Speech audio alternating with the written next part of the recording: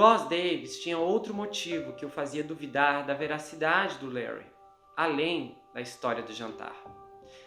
Alguns meses antes do Larry ser preso, o Ross estava ouvindo o scanner da polícia com sua esposa quando notaram uma ligação sobre um homem dirigindo uma van de 2 tons que estava perseguindo uma adolescente.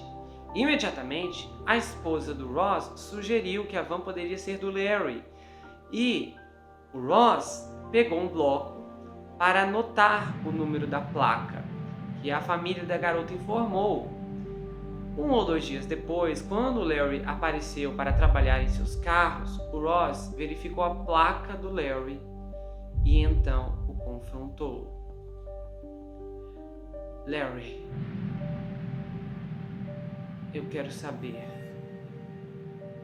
o que diabos está acontecendo aqui. Que porcaria é essa no scanner? Depois que o Ross contou ao Larry o que tinha ouvido, o Larry respondeu sem hesitar. Ah, isso não é verdade, Ross. É que foi o seguinte, eu estava descendo a rua e tinha os carros estacionados em ambos os lados com espaço suficiente para que eu passasse. E aí tinha essas pessoas trabalhando em um carro. E eles estavam com tudo lá dentro e tal. E essa garota estava em cima do para-choque e, sei lá, ela me viu e tocou a buzina, queriam que eu saísse. E aí... Bom, eles começaram a gritar e foi horrível, sabe? Eles começaram uma briga e de repente a polícia me parou. Apesar da história não fazer nenhum sentido, o Larry Hall contou com muita segurança, o que pelo menos fez o David recuar, porque ele disse: Larry, eu não sei do que você gosta, mas se há alguma coisa que você precisa tirar do seu peito, vá em frente e me diga. Eu sou o seu amigo e não vou contar a ninguém.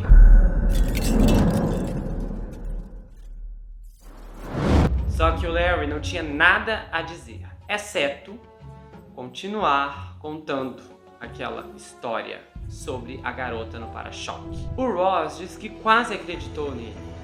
Ele queria acreditar no Larry. Ele disse: quem quer pensar que seu amigo está tentando sequestrar meninas? Inclusive, quando o Larry foi preso, ele não soube da prisão, pelo menos até 2 dias depois. E quando ele soube, a primeira coisa que veio em sua mente foi aquela conversa no celeiro. E de como Larry inventou rapidamente toda a história. Ele ficou pensando: ele mentiu bem na minha cara. Ironicamente, meia hora depois, o FBI parou na casa dele querendo fazer uma busca local. A questão é que ainda tinha esse crime paralelo. E é agora que a gente vai entender um pouco mais sobre ele. Gary Whitler é o pai da Tricia. E naquela época, quando ele pensava na sua filha, ele se lembrava de quando a levou de volta à universidade. A Universidade Wesleyan de Indiana, pela última vez. A viagem de 4 horas da casa foi de Cleveland e foi uma ótima chance para os dois compartilharem algumas longas conversas. A Tricia era uma pessoa caseira e ela teve problemas para se adaptar à vida na escola, longe da sua família unida. E não apenas dos pais, que ela considerava seus melhores amigos, mas também das suas 2 irmãs e dos irmãos mais novos. E ela se destacou no campus cristão, era um campus conservador, e ela tinha um espírito livre, borbulhante, e ela fazia 2 aulas de aeróbica em um dia. Depois ela ligava para a mãe e verificava se a mãe também havia feito seu exercício. E por fim, a Tricia saía para correr à noite. De acordo com o diário de uma aula de redação da universidade, ela fazia o mesmo em Ohio. Ela saía correndo pelas ruas do bairro enquanto o resto da família dormia. E no primeiro ano da Trisha na universidade, foi difícil para o Gary, principalmente porque ele sentia muita falta dela. Enquanto ela estava crescendo, ela tinha sido uma amiga, uma filha maravilhosa, capaz de falar sobre esportes e debater como uma adulta. E o Gary sentia essa companhia dela mais do que nunca antes dela se mudar. Um pouco antes da Trisha desaparecer, o Gary estava passando por um momento difícil, tentando construir uma empresa de fabricação de móveis. E a Trisha era tão madura que ele confiava nela até para contar suas próprias lutas. E naquela viagem, a última que fizeram juntos, eles pegaram um jovem casal que estava viajando de carona pelo país e o Gary os levou a algumas centenas de quilômetros até o próximo destino. E os viajantes viviam uma espécie de estilo de vida hippie, que era completamente diferente do estilo de vida dos Riddlers, que eram igualmente, abertamente rígidos e ardentemente religiosos. O caráter cristão da faculdade foi o que mais tinha atraído a Trisha para aquela escola. E dentro do carro, a Trisha começou a debater com eles de forma animada e descontraída sobre espiritualidade. E o Gary disse que lembra claramente que ele ouvia que ela não os julgou. Ela realmente queria entender porque eles pensavam da maneira que pensavam. E ele disse, a minha filha era uma pessoa muito única nesse sentido. Depois que ela foi para a faculdade, eles conversaram sobre religião em um nível muito mais profundo. Um nível tão profundo como nunca antes. A Trisha, ela entrou como especialista em psicologia e começou a considerar uma carreira em aconselhamento familiar. E ela voltava às memórias da sua família em um ensaio para uma aula do estudo bíblico, porque ela escreveu o seguinte: enquanto eu assistia outras famílias cristãs desmoronarem e se entregarem ao mundo, a minha nunca o fez. Minha oração é que eu possa tomar uma posição quando crio uma família e faço um trabalho tão bom quanto os meus pais. 2 semanas depois que ela enviou sua redação, ao 12:22, um telefone tocou na casa dos pais da Trisha. Os segundos que antecederam marcaram o fim da vida que aquele casal conhecia, porque a partir dali as coisas nunca mais seriam as mesmas. Era um policial de Marion ligando e ele disse: Senhor, na noite anterior, terça-feira, 30 de março, 93, a colega de quarto da sua filha informou que ela não havia retornado ao dormitório em mais de 24 horas. Ela poderia estar em Ohio? Nesse momento, o pai sentiu uma angústia terrível, porque ele sabia que algo estava terrivelmente errado. Rapidamente, a escola e a polícia compartilhou a angústia que sentia em relação ao caso, junto com o casal. Quando a dona e o Gary chegaram à universidade na quarta-feira, a faculdade estava trancada, em modo de vigília total.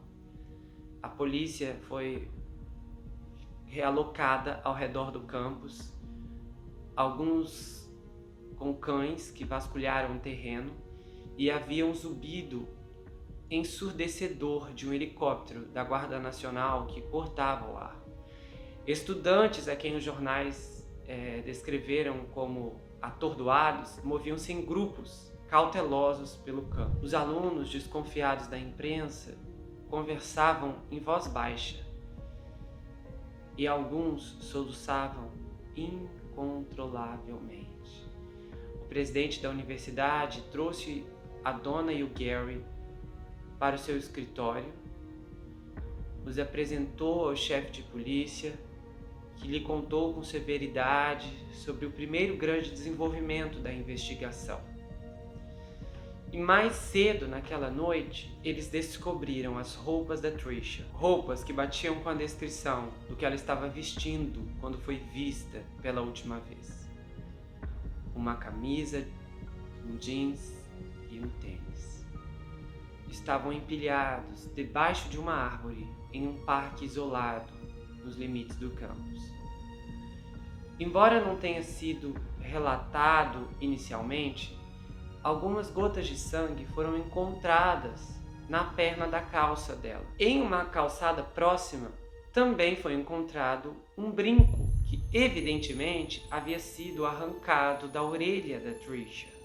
Em todo o horror dessa informação, nada parecia mais sem sentido para o Gary do que aquela pilha de roupas. E ele disse a um repórter, para que suas roupas fossem tiradas, seja quem for o sequestrador, ele teve que lutar muito.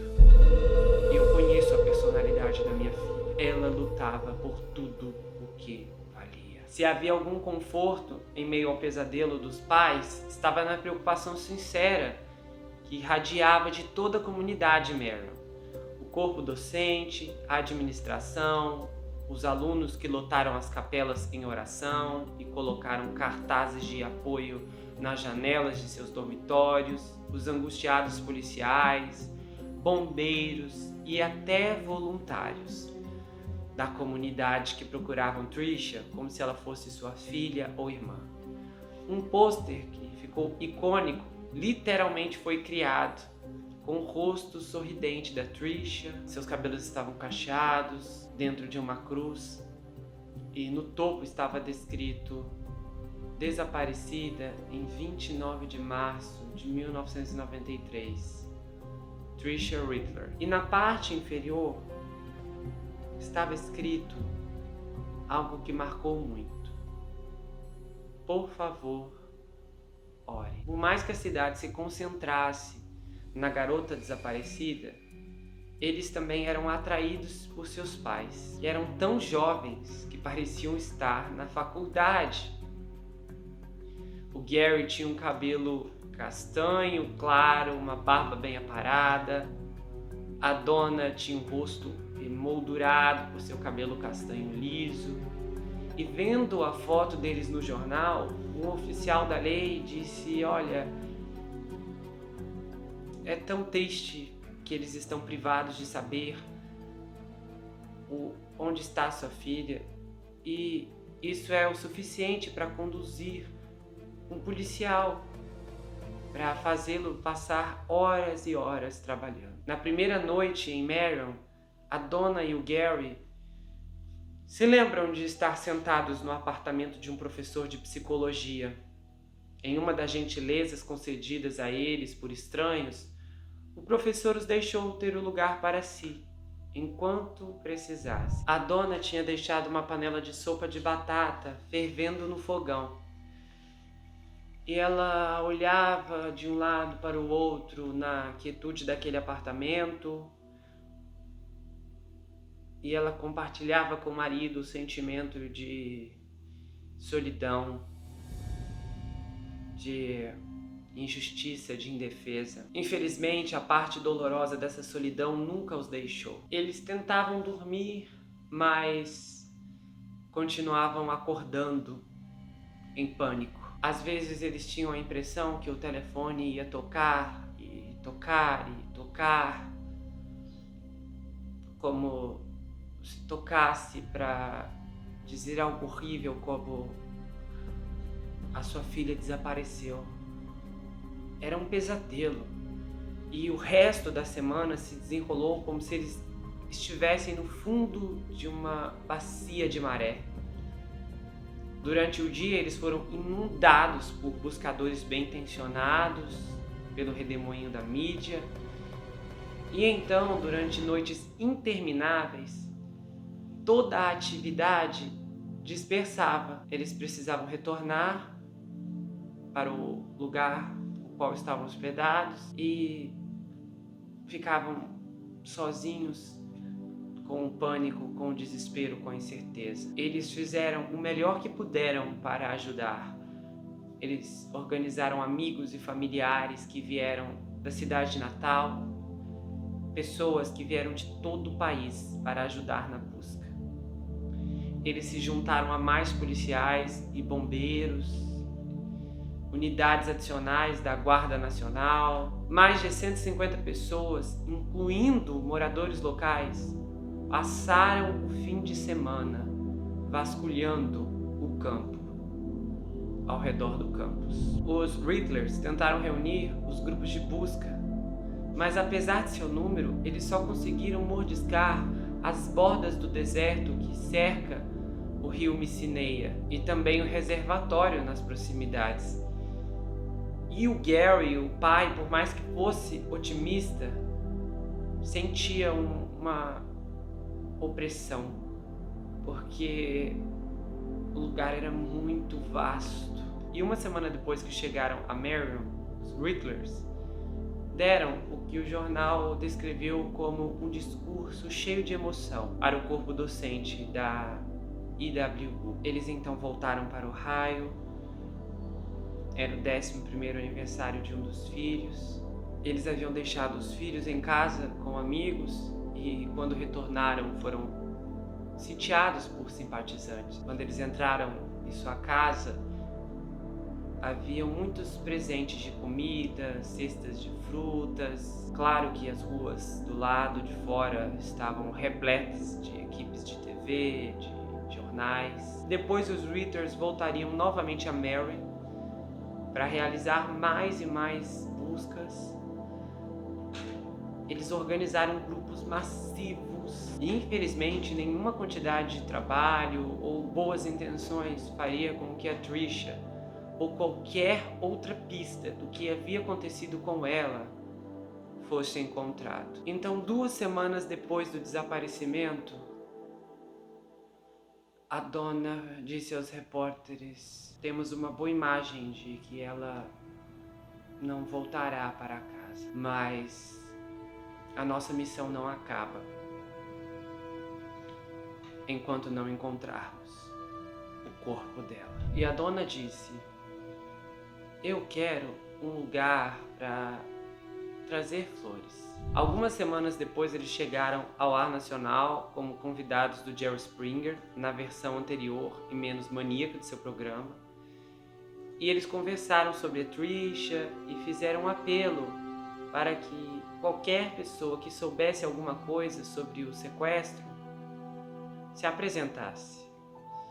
E por algum tempo, quase por reflexo, quando quaisquer restos de esqueletos eram encontrados, a imprensa em Indiana ou Ohio dizia: é a Trisha. E esse pesadelo começava e sempre terminava do pior jeito possível, porque nunca era. 8 meses após seu desaparecimento, quando o corpo de uma mulher foi encontrado em um milharal, perto da fronteira do estado de Illinois, alguns dias torturantes se passariam antes que os restos fossem identificados como os de Jessica Rhodes. No ano seguinte, um crânio foi encontrado no rio Mississippi. E a polícia ligava e dizia: nós sentimos muito, mas não é ela.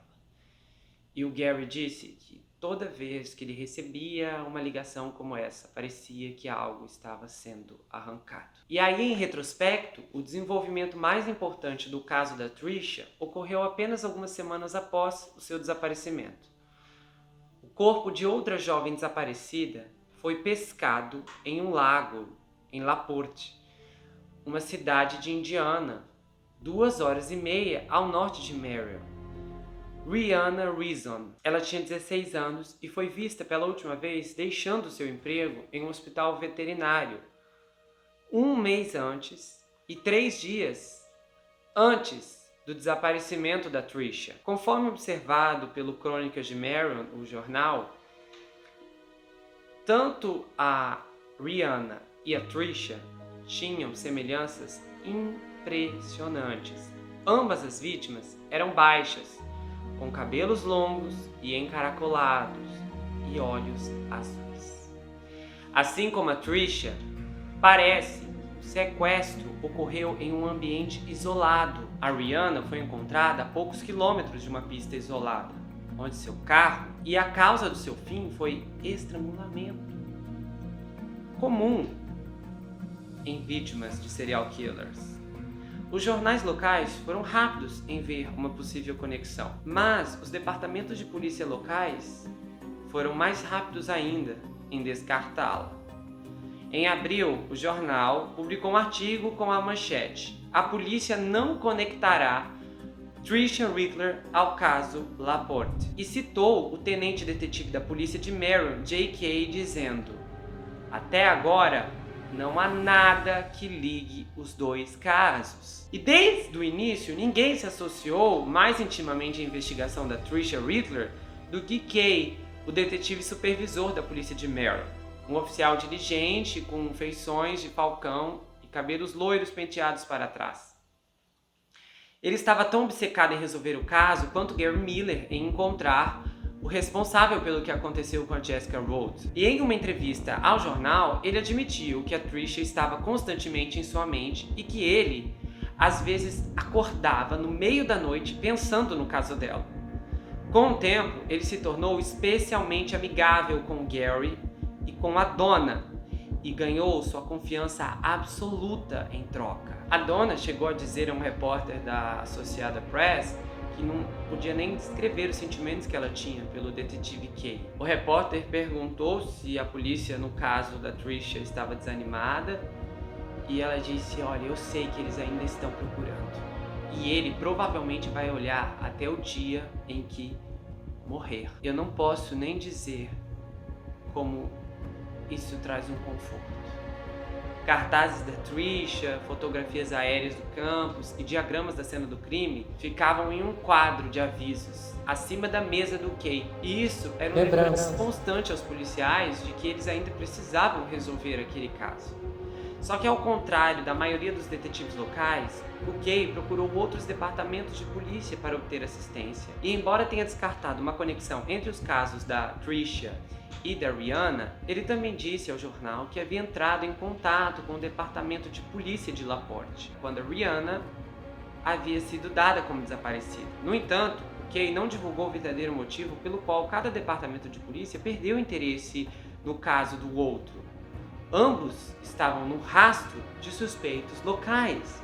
E no caso da Rihanna Reason, o alvo mais óbvio para a investigação era o seu cunhado, que havia, em 1989, sido condenado por molestá-la.